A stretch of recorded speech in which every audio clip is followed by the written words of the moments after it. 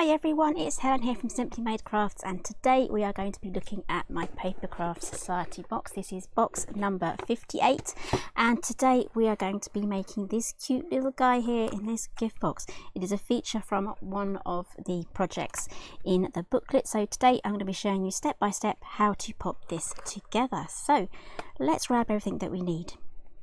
So in the box you get a die set, an A5 die set that includes this gift box die here, and also, let's just separate these, they're stuck together, this stamp set here as well. This is A5 and it's got all of your little critters here and things that you can build up to make all of these wonderful little animals here that you see on this box. And then we have a coordinating die set as well with all of these little figures that you can mix and match. And inside the booklet, if you ever get stuck, we have a key just here so that you can make all of your little animals with no hassle at all. So I'm going to be delving in and out of the box today. If there's anything that's not in the box, I will let you know. So we're going to be starting off with die cutting two of these from the included sheets here. This is craft cardstock, so we're going to die cut two of these. Then we're going to do some fun with this embossing folder.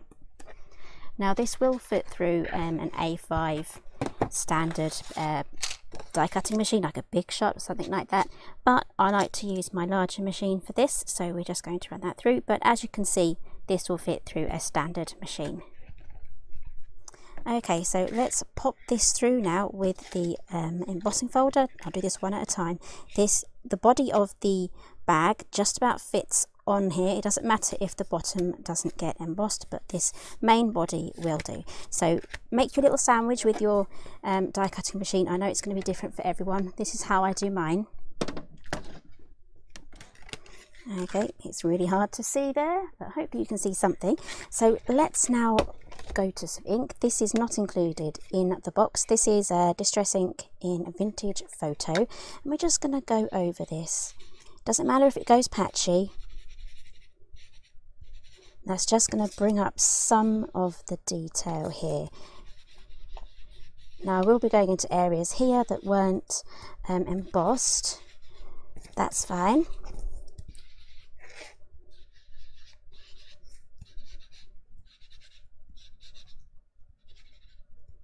There we go. So that's our first one done. Then you need to move over and do the second one exactly the same.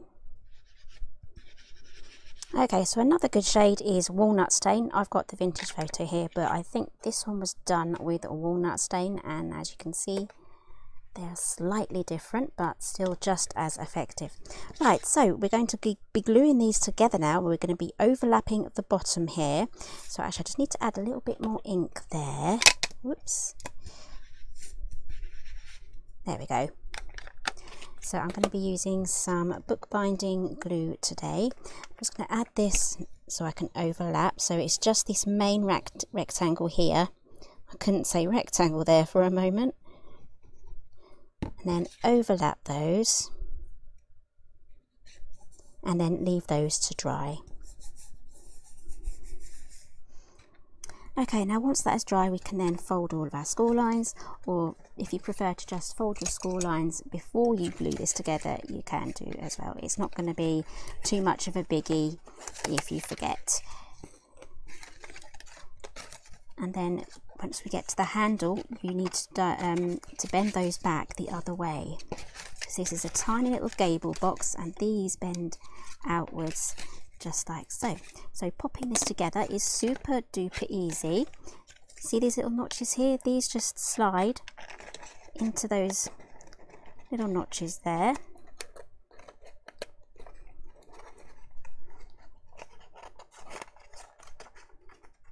Do the same on the other side. And then we can just pop the top together. Pop your treats in, and then you can just pop these through those little top notches here. It's best to pinch these two together and then feed them through one at a time. Okay, there we go. There is our cute little box all ready to decorate. So let's have some fun now with decorating. Okay, so let's start with our little fox, our little critter here. So we have here at the bottom here how to do that. So I need these 2 dies, this stamp, and then we shall have our fox. Okay, so I will be using the big shot today, just because these are itty bitty ones. So this one needs to go through on some cream cardstock or white cardstock. So let's get this little fox sorted out first.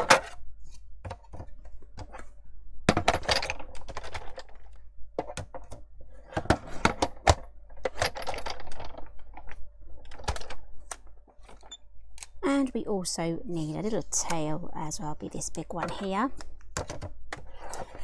There is a choice there of a smaller tail. One of those goes with the skunk. But to be honest, you can have a fox with a really bushy tail. I think I'm going to just go for the big one. Okay, now time for stamping and assembly. So I'm going to be using some VersaFine in Onyx Black. That's not included. And we have here the fox and the raccoon.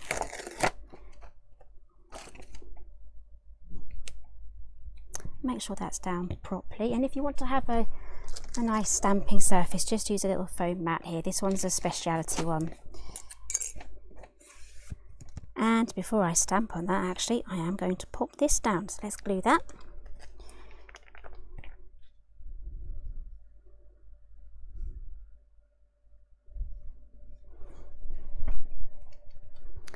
Right, now let's stamp this.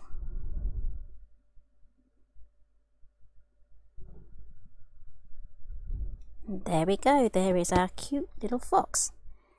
Let's not forget to add his tail. Dab of glue, and there we go. So this is what he looks like with the larger tail, and this is what he looks like with the smaller tail. Okay, so I have here a tree trunk that is from the die set. Here it is. So this does have some embossing detail. It's really hard to see there, but it is there. So just grab yourself a white gel pen, this is not included, and you can just go around and highlight all of those areas that have been scored or embossed. This just brings this little tree trunk to life, and there's a small little swirly thing on the top as well. And then this fox does have a bit of detail, so I'm just going to highlight that again with the white gel pen. So I have here a piece of the green cardstock that comes with the kit. This measures 3 1/4 by 1 inch, and I'm just going to grab my scissors and I'm just going to make a little grassy hill. There we go, and again I can add some more detailing with this with the white gel pen. Now not all white gel pens are made the same. These ones I've got here are not very good, so if you have a favourite white gel pen, do let me know in the comments. And another thing that we can do here is continue with the white gel pen around the edge here of the box.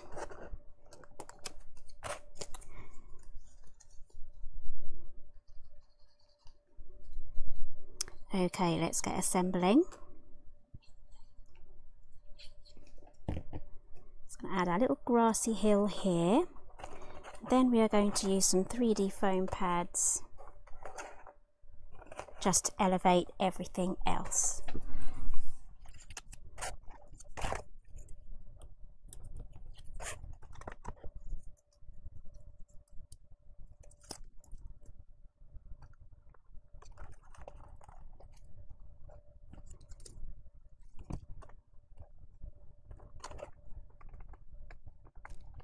And then in the box we also get a pack of ephemera, so I've pulled out the happy birthday and also some wooden shapes in there as well, so I've got my 2 little leaves, so let's get those added as well.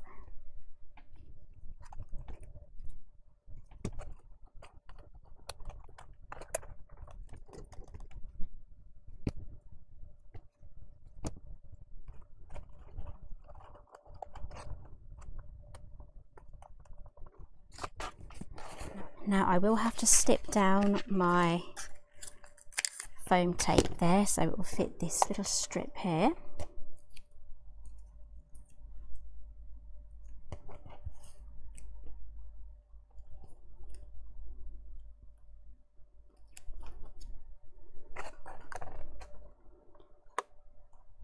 So there we go, we're almost done with this now. We just need to add a ribbon. So from my stash, I've just got a little bit of an orange ribbon here. This is actually from, I mostly use this for Halloween, to be honest. So we're going to do the bunny ear bow, 2 loops like that, fold them over, crisscross them over as if you're tying a knot and pull them through. And there you have a lovely bow. And then you can sort them out by pulling the tails and tightening the loops just like that. Okay, so you can add that just to the top there with a glue dot, or you can tie it around the handle like I've just done. But I'm just going to grab myself a glue dot